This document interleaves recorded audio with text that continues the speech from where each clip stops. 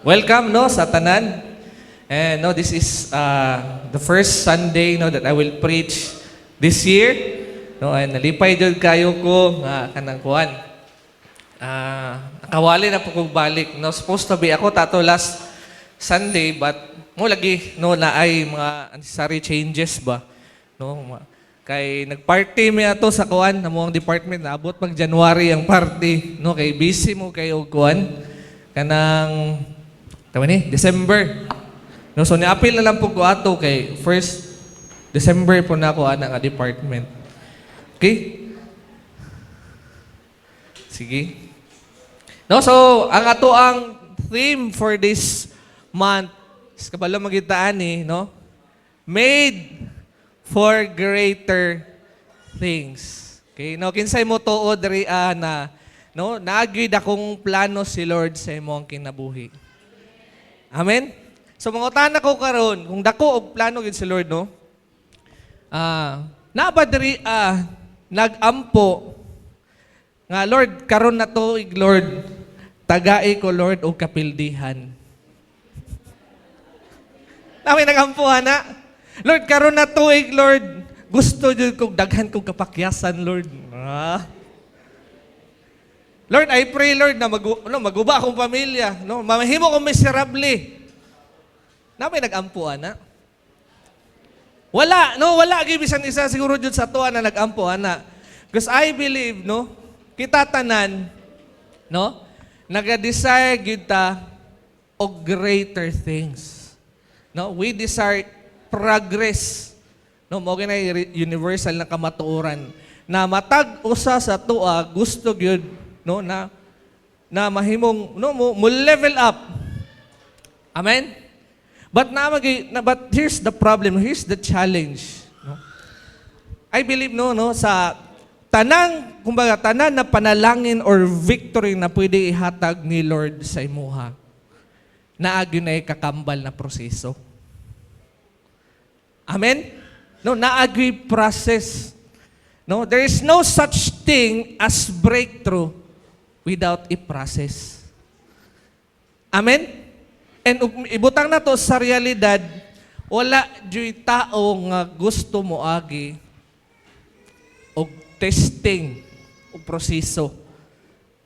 Amen? No, kinsa may ma-enjoy sa waiting season. No, isagid sa pinakalisod na season ka nang naa kay gihulat. Dugay na kay ka nag-inampo, no, pero wa pagyud hantod karon.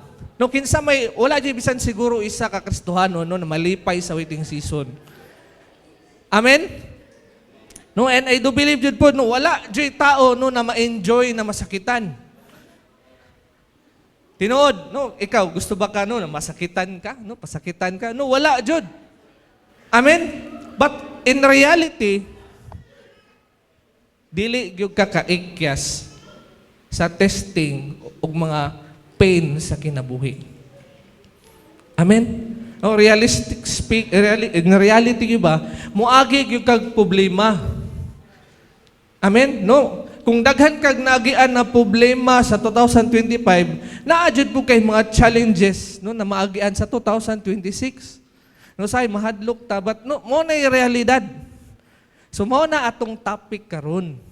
Okay? Unsaon na to pag-cope up, unsaon na to pag-stand firm during the testing. Okay? Na importante mo na mahimutang ka nang ma-equip ta ba? No? Gusto ta og greater things, pero padulong sa greater things, kinahanglan ka mo agi og process. Amen? So ang atong topic for this morning is mo ni akong tawag, the gap. Dili na yung gap sa Davao ha, dili itong katong naikabaw nga dako, no, dili itong mangihi bitaw, no, dili ito mao. The gap. So let's define what is the gap. So ana pa diri what the gap means, no? Ana diri it is the process between the promise and the breakthrough.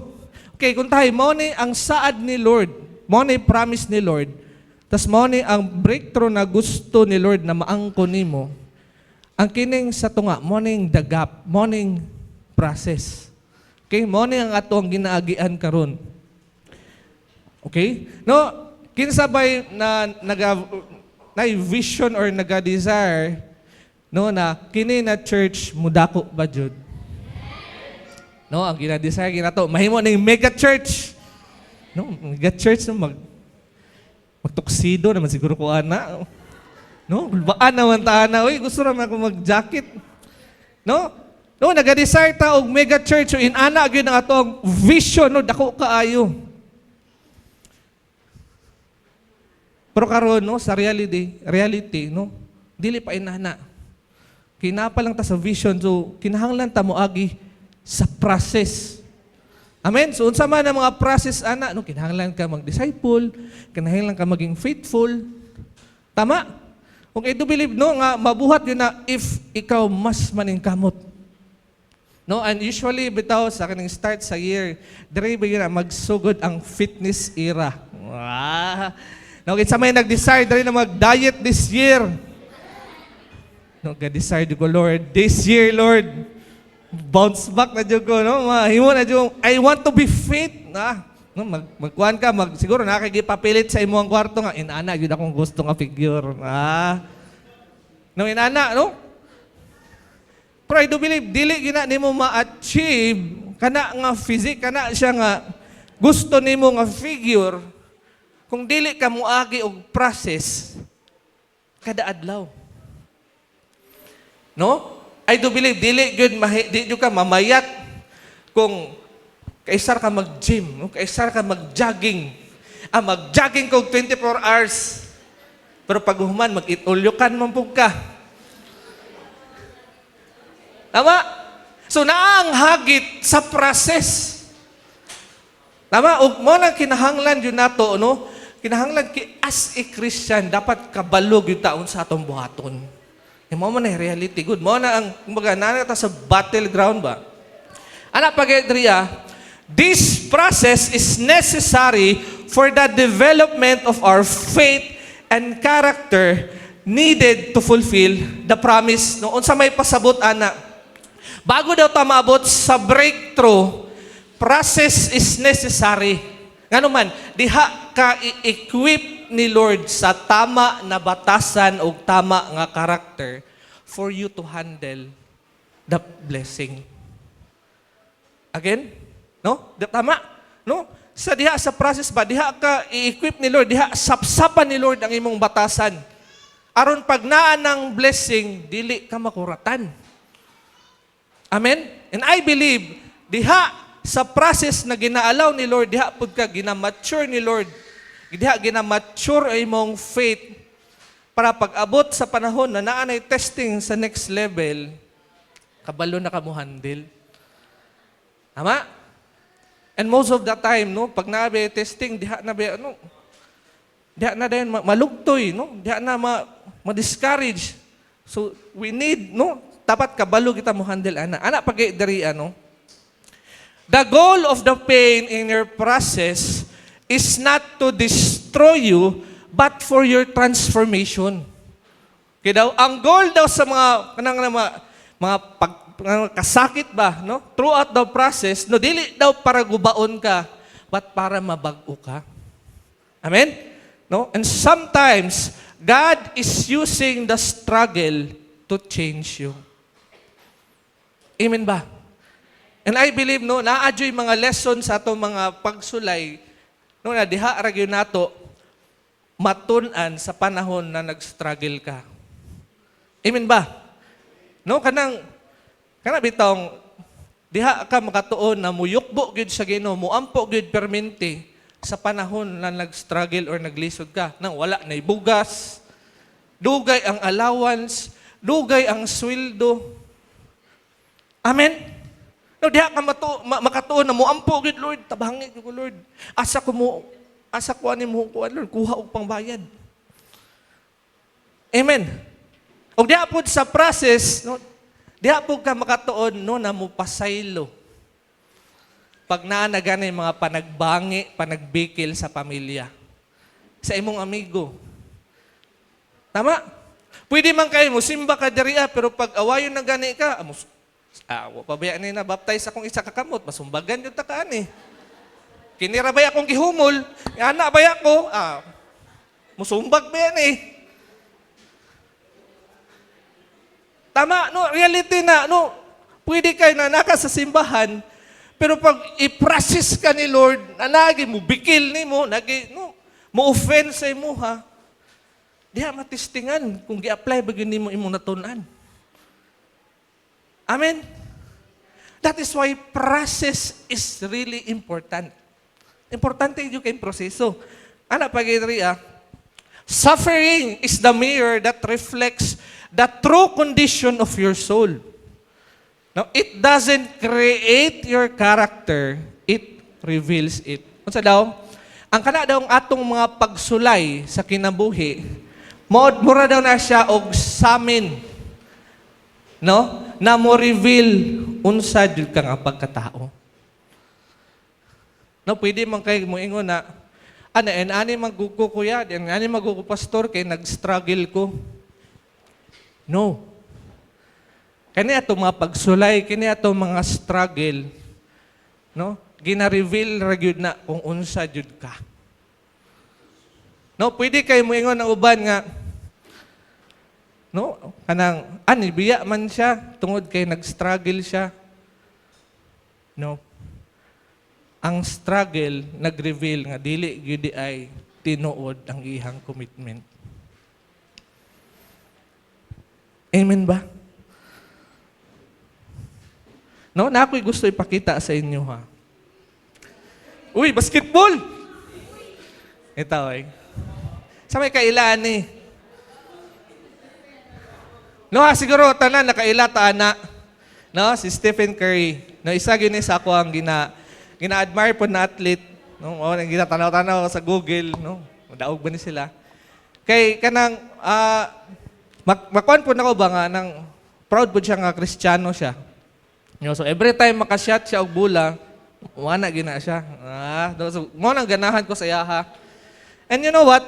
Kani si Stephen Curry, 4 times NBA champion. Okay? 4 times NBA champion. No, tapos kumbaga dako na kay siya na-achieve no sa basketball no nga kanang association. Dako na kay siya na-achieve. Kumbaga, no, apil siya gina-consider nga, apil sa top 10 sa pinaka-hawd mudula og basketball sa tibok kalibutan. Amen? Pero kani si Stephen Curry, no, bago siya nahimong Stephen Curry nga grabe kasikat, niagi gyud siya sa process. Niagi siya sa gap. Ano man? May picture diri. No? Na-draft si Stephen Curry in 2009. So, a little background sa iyahang kinabuhi. No, nag-research po gamay. And si Steph Curry mo good kay during his college time, no, nag-apply siya sa isa ka dako kaayo nga eskwelahan, no, para mahimo siyang scholar. Pero ang nahitabo, wala siya gidawat. Ano man? Gingnan siya nga putot man ka. No? Gi-underestimate siya ba? No, siguro kung pagbanggaan ka o dagko kayo ng mga player, no, malupad ka. No, so gi-reject siya atong eskwelahan na gusto kay niya atuan og niadto siya sa pinakagamay nga eskwelahan. No, gamay lang kayong eskwelahan mo ng Davidson. Mo na nag-draft siya ha. And during pod sa draft nga kuan no, na mga scout no nga dili unta siya kwaon tungod kay ang iyang athleticism, no, iyang capacity as a basketball player, no, below daw average. No, daghan kayog nagkuhan sa yaba, daghan kayog tawag ini. Wala ni tuo sa yaha, daghang nag-underestimate sa iyaha. No, daghan kaayo og nag-doubt sa iyang capacity. No, na wala kay makabot, diha ra jud gataman, ayaw na lang paningkamot. Naingnan na ba mo ana? No? Hindi kaayo. Pero you know what? Si Stephen Curry, unsa ako ang nabiliban sa yaha, wala siya naminaw sa mga negative na mga feedback sa yaha. No? He mastered the gap. No? Sa process, no, sa mga testing, pila ka tuig na walay motuo sa imuha, daghan nag-underestimate sa imuha. Pero pila ka tuig, he became a 4-time NBA champion. Ang uban siguro gani maglisod og isa. Pero siya kaupat. Amen. And you know what, no? Ang iyang pagka-champion, dili yun na niya ma-achieve kay tungod lang kay kaisa la siya nag-training, no? Kaisa ra siguro siya nag-practice. But you know what? During his practice, no, moitsa daw na siya og 500 shots a day. No, 500 shots kapuya, oy. So kung i-times ni mo na into 6 days, pila man? Say, bright math dara. Pila? 3,000? Sa isa ka semana. So sa isa ka bulan, pila yung ma-shot? 12,000. Okay? 12,000 shots during the practice. Pero pag naanagani sa game, siguro pipila lang siguro ang iyang giitsa. Amen? No, so ang tinuod na, kumbaga, maangkon dyan mo ang victory, dili dyan sa panahon na naana dyan ka, kada bitong naaka sa proseso. Giunsa bitaw nimo no pag-handle ang process, giunsa nimo pag-handle ang mga negative feedback sa imuha. Amen? Ug naay isa ka tawo pod sa Bible jud ana, nung napareha jud kay Steph Curry, dili pud ingon nag-basketball, no? Pero niagi jud pod siya og process. Niagi siya og waiting season. Niagi siya og mga kumbaga uncertain kay na kumbaga na mga panghitabo. So mo ni siya. No, si Uncle Moses, no? Ugi kay si Moses ba? No? Kani nga story, no? Ato lang himay-himayon, no? Kini magud si Moses, no? Kumbaga, ang iyang life magod na natunga sa tulo. Okay? 40 years Egypt, 40 years no sa Midian, which is the wilderness. Tapos diha na pud siya for 40 years, gitawag siya sa Ginoo no na kumbaga kanang paon ang mga Israelite sa Egypt. Okay? Now in Acts 7 chapter 7:22 ana Adria, Moses was educated in all the wisdom of Egyptian and was powerful in speech and in action. No, so si Moses daw, no, kumbaga adapt mo na siya sa kuan, asawa sa Pharaoh. So nagdako siya na kanang kumbaga, wala siya prince, okay? Kung nasa position, nasa possession, kumbaga daghan siya nasa yahaba. But ang nahitabo in ani. Okay, one day, no, Exodus 2 verse 11 to 12, one day after Moses, no, dako si Moses, he went out to where his own people were and watched them at their labor. Kumbaga, nigawa si Moses, no, niadto siya sa mga Jews bitaw, no? So, at that time, so na siya nakita nga isa ka Jew, no, nga gikulata sa isa ka Egyptian. So, unsay gibuhat ni Moses, no? Looking his way and seeing no one, so iyang gitan-aw, wala man guro yung nakakitaan eh. So, gibuhat, iyang gipatay ang Egyptian. Okay, no? Kumbaga, siguro kay nanagibutang yun si Lord sa iya nga, no nga, mga desire ba nga kanang gusto, mutabang sa iyang mga kalahi, pero gibuhat niya sa mali ng mga pamaagi. No? Iyang gipatay ang isa ka Egyptian. Ug tungod ana, no, iyang gitaguan sa sand. Ug tungod ana, no, in Exodus 2:15, nabalaan siya sa Pharaoh. Okay? When Pharaoh heard of this, he tried to kill Moses. Nabalaan man siya, na siya gipatay. So, kumbaga, gibaharan siya nga patyon. But Moses fled from Pharaoh and went to live in Midian. So, where he sat down by a well. A well. So, morning time, no, nga, driya na naminyo si Moses. No, nana siya sa wilderness. Okay? Ana pa driya, in Exodus 3, now Moses was tending the flock of Jethro, and his father-in-law, the priest of Midian, and he led the flock to the far side of the wilderness and came to Horeb, the mountain of God. Okay, so imagine nimo, prince ka sa Egypt, no? Tungod na lang kinabuhat, no? Kumbaga, naay shift ba, naay transition na hitabo, no? Nga, mukalit lang o nawala sa imo ang tanan. And for 40 years, wala gyud revelation na nadungog si Moses kay Lord. For 40 years, silent si Lord sa iya. For 40 years, no? Kanang, kumbaga, naagid siya sa mga panahon nga dry. Mga panahon na murag walay movement ang iyang kinabuhi. Kay mga panahon bitaw nga kanang, kumbaga, walay improvement. No? Kinsa may inana. No? Kanang, Lord, dugay naman kay ko nag-graduate, pero wa man gyapon ko trabaho. Sa may nana. No, dugay naman kay ko Lord no nagampo ani Lord, pero wala man gyapon nahitabo. Lord, dugay na kay ko naga-desire ani Lord, pero wala man gyapon nimo gitubag.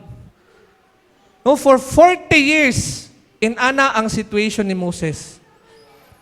So after 40 years, mo ni ang nahitabo. In Acts 7:30, after 40 years have passed, an angel appeared to Moses in the flame or the burning bush in the desert of Mount Sinai.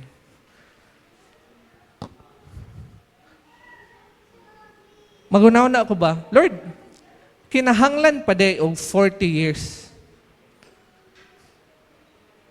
Grabe Lord, dugay naman kayo na.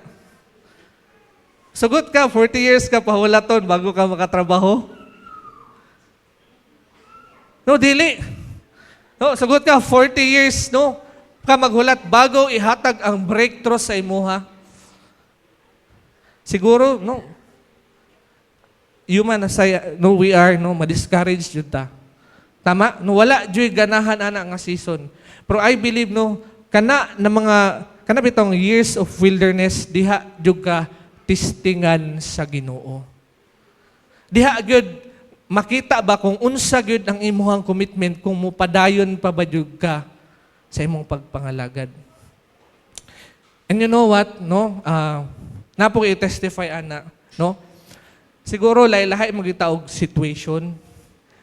Kinsa sa inyo ang naapoy mga wilderness na experience? Tama? Ako, no, siguro naapoy wilderness experience for 10 years. For 10 years. Okay? Kay, nagtrabaho ko sa Monte Vista, no? Napulo ka tuig. Walay kasiguraduhan. Ana? Okay? Kumbaga, ang promise yun ni Lord sa kuang heart, Lord, makatrabaho jud ko nga maplastar ko. Mao na akong desire. So, kinsa man siguro empleyado, no? Or ikaw, no, nga mag-desire nga, dili ka maplastar. Gusto jud ka maplastar. No, so ang katong panahon ba kay niagi pagid ko sa katubitawng ang sweldo grabe kadugay no for 10 years. Night time nga tong first to third year nakatry ko og pamaki. Kasi nakatry pamaki diri. Nalako og baki ba kana sa basakan ba? Nakatry ko og pamaki kay tungod wa pay sweldo. Try ko ana. Limang ka, ang delay sa among sweldo sa una, ang imong sweldo sa 15, madawat nimo pag 30. So mahulog nga, kaisa ra ka mo sweldo. No? Sa GO for 2 years, inana ko, ang akong kauban, no? Nangawat og manok. No, nahimo sa rikmar. Nangawat, no? Naslay, na may manok sa silingan, ilang gibutangan o kanang kuan, bugas, gipasulod dito sa ilang balay. Tungod way sweldo. No? Dami kay kao nila.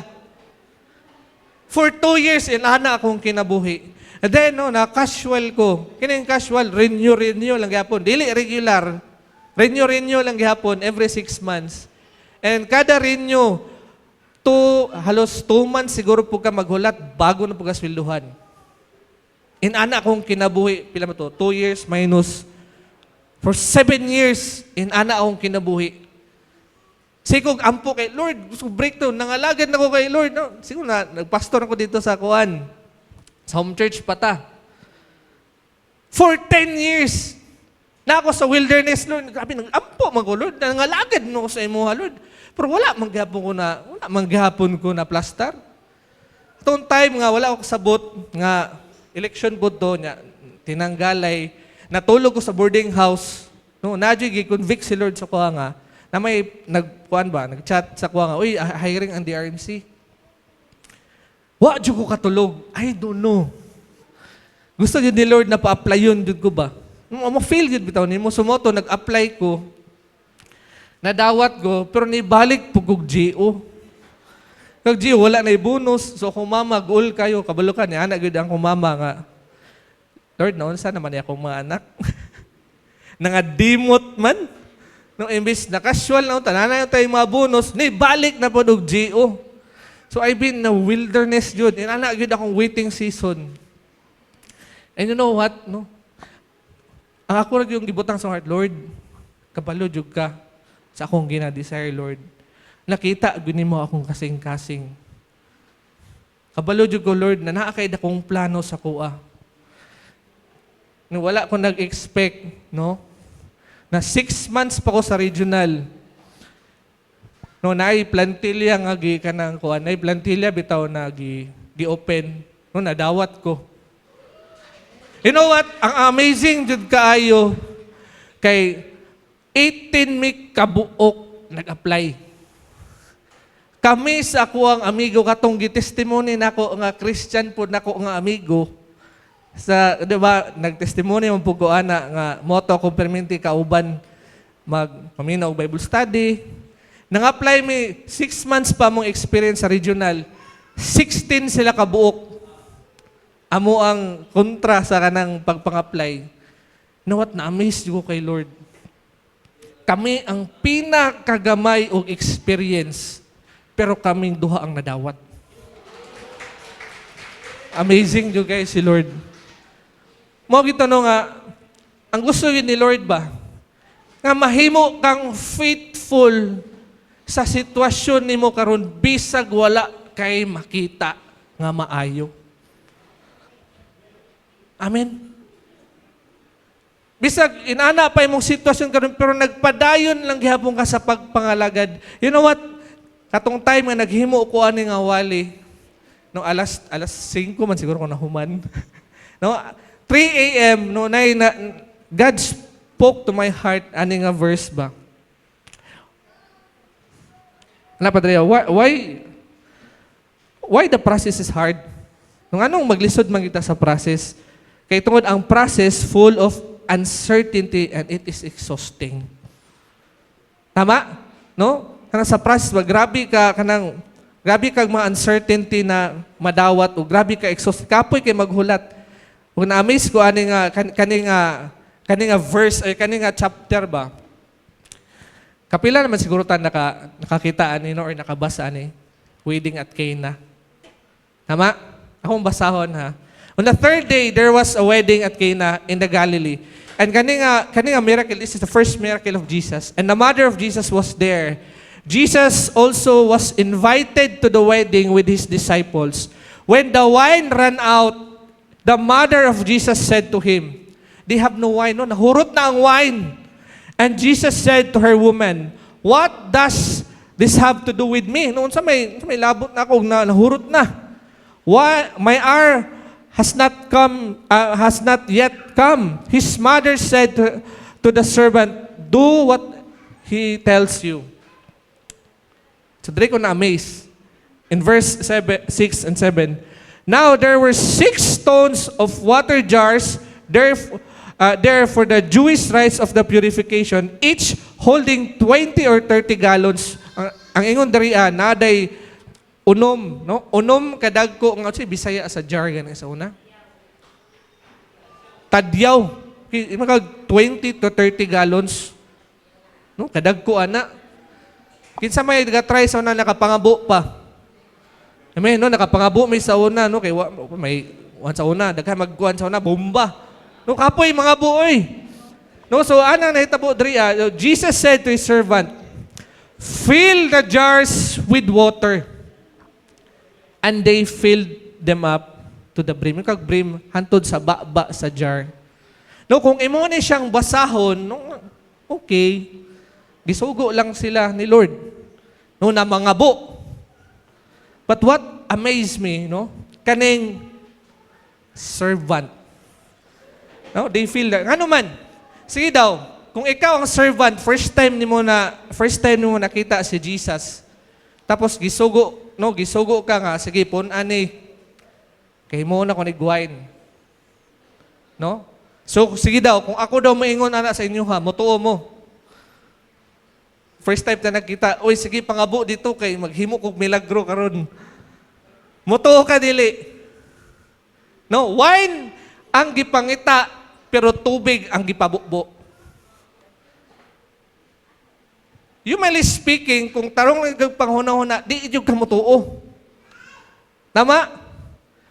So, kung ikaw siguro ang servant, gasayang-sayang, ramo ko sa oras ani Lord. Sure jud ka, Lord, na mahimo ning wine ng tubig? No, how many of us inana, sure jud ka, Lord, na laki plano sa kuha, Lord? Sure jud ka aning imong ingon sa kuha, Lord? No, sa inana ta, no, nag-doubt ta. Pero ang naka-amaze ani nga servant, wala nila gi-question si Jesus.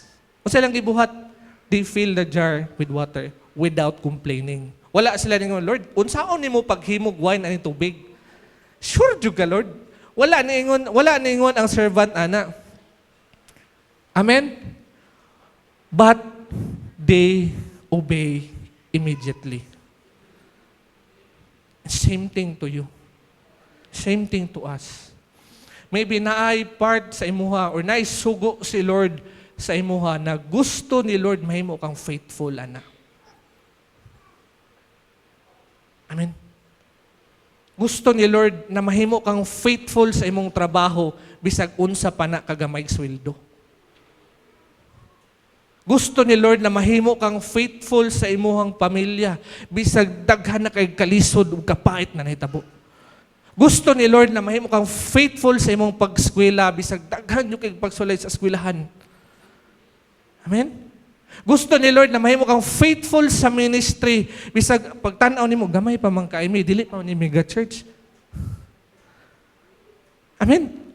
Gusto ni Lord na mahimo kang faithful sa gamay aron pag naa na ang dinagko kabalo na kamo handle. Amen? Kung ikaw karon naa ka sa season na paminaw nimo, Lord, wala man ni nahitabo. Prag kapoy-kapoy ra man ko, Lord. Kapila naman ko nag-ampo ani, wala man gihapoy nahitabo, Lord. Unsay ko man ni Lord sa imuha? Keep filling the jar. Amen? No, keep filling the jar bisag na exhaust na ka, bisag gikapoy ka na discourage na ka, keep filling the jar. Ano man ang transformation dili na nimo trabaho. Trabaho na ni Lord. Unsa may trabaho nimo? Lihok. Obey. Mauna ang imong trabaho. Amen? Mag-expect ta og breakthrough pero wala ta nilihok sa process. Tama? Kung nag-expect tag panalangin pero wala jud kay gibuhat, wala kay action. Amen ba? No, wala gatanaw si Lord unsa jud ka kapaspas. Gusto ni Lord ang iyang ginatanaw ang imuhang kasing-kasing. No, nga dili gihapon mo surrender bisag naglisod na. Amen. That's why I'm really amazed to these servants. They obey without complaining. Amen? Nausahay man good, no?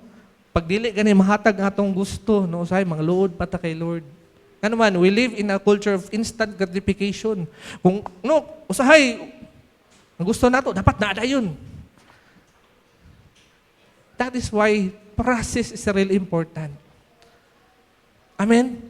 Ano man, diha man tanggalon ang imuhang garbo. Diha tanggalon imong pagdodwa, diha tanggalon ang mga dili maayo nga attitude. Amen. That is why we need the gap. We need to go to the process. Amen. There are three things the gap or the process produce. Hapit na tama man. Number 1, humility. Amen? Humility. Mao dyan na ang number one reason nga nung gi-allow ni Lord na testingan ta for you to become humble. Amen? Kaya usahay man good pag nasa to tanan, nasa to ang kumbaga nasa to ang mga capacity, nasa to ang mga resources, usahay dako og tendency nga diha gyud kaayo ta mo salig. Amen? Pag honor ka, pag naay ikapaskwila imong mama, pag naay pay saving sa bangko, daghan pa kag matawag, daghan kag maduulan,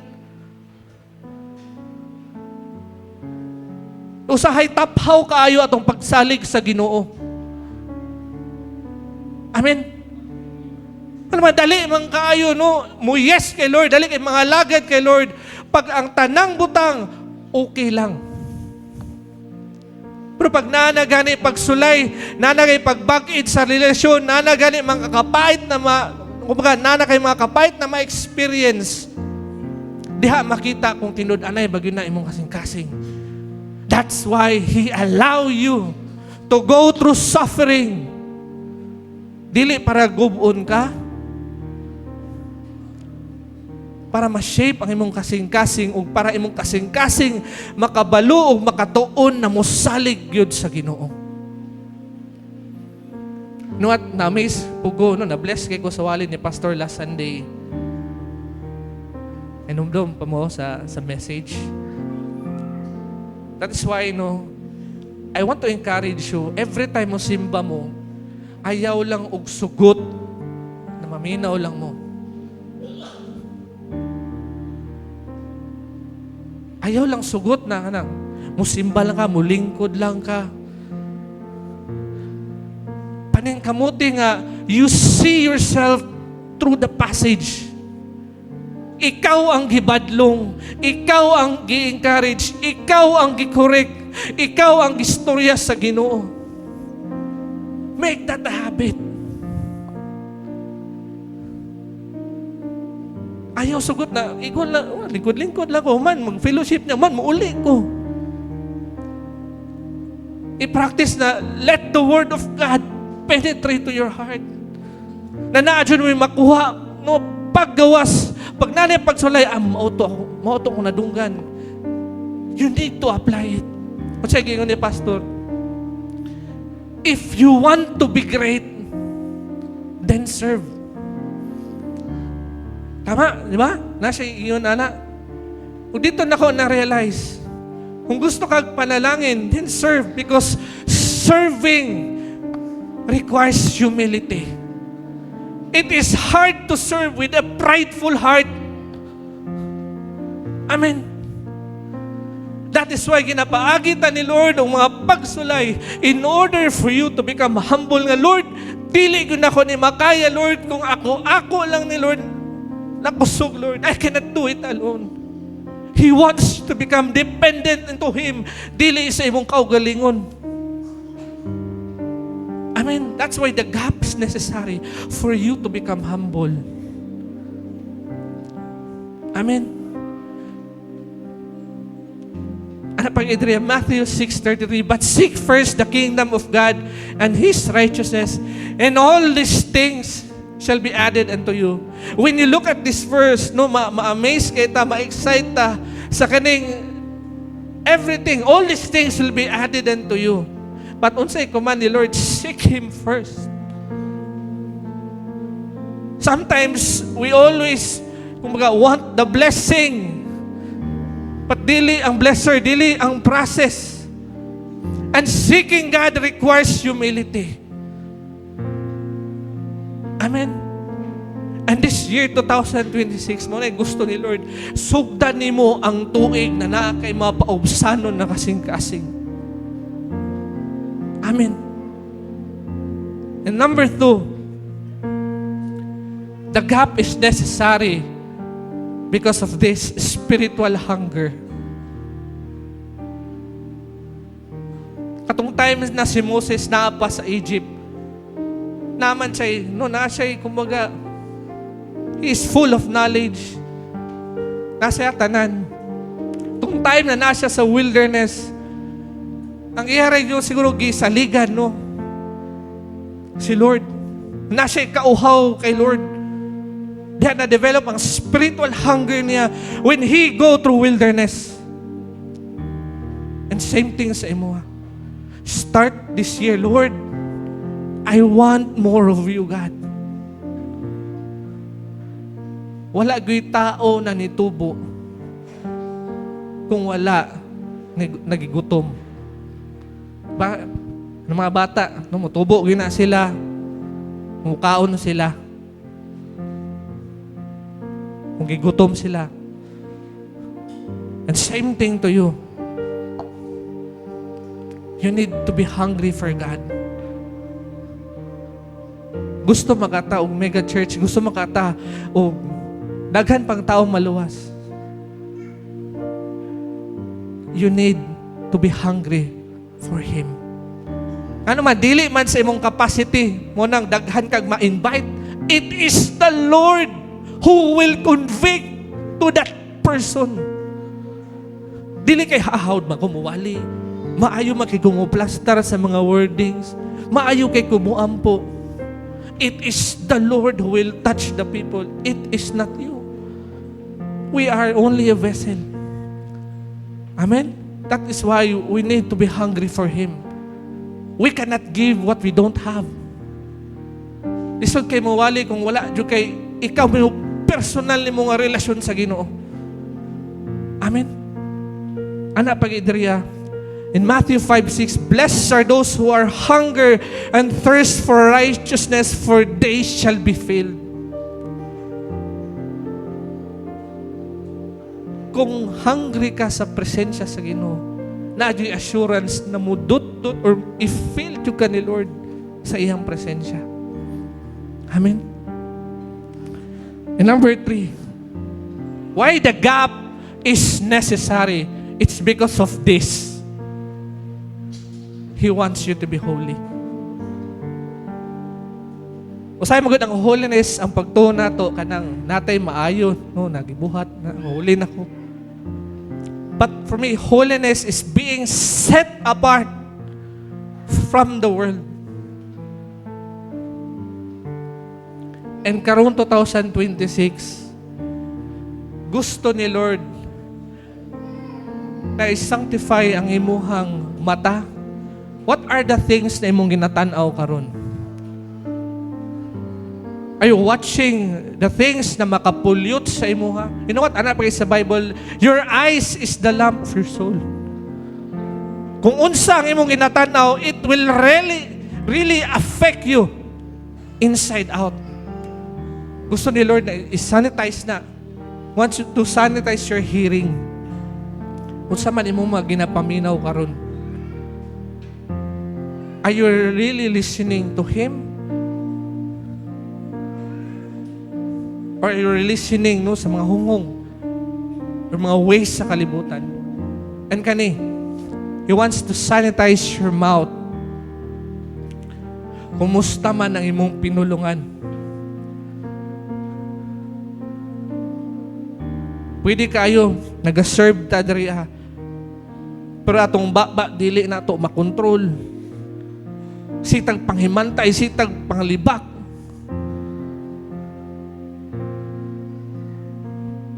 Sitag complain.